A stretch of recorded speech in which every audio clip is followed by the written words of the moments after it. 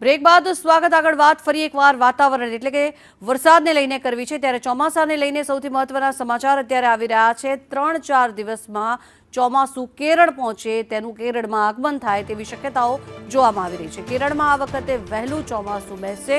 દર વર્ષે 1 જૂનની આસપાસ ચોમાસું કેરળ પહોંચે છે, ત્યારે આ વખતે 27 મે કેરળમાં ચોમાસાના પ્રવેશનું અનુમાન લગાવવામાં આવી રહ્યું છે।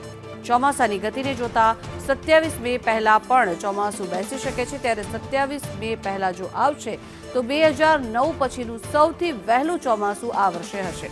અગાઉ 2009માં ચોમાસું 23 મેના રોજ કેરળ પહોંચી ગયું હતું, ત્યારે કેરળમાં ચોમાસું વહેલું બેસે તો ગુજરાતમાં પણ વહેલા ચોમાસાના આગમનની શક્યતાઓ જોવામાં આવી રહી છે।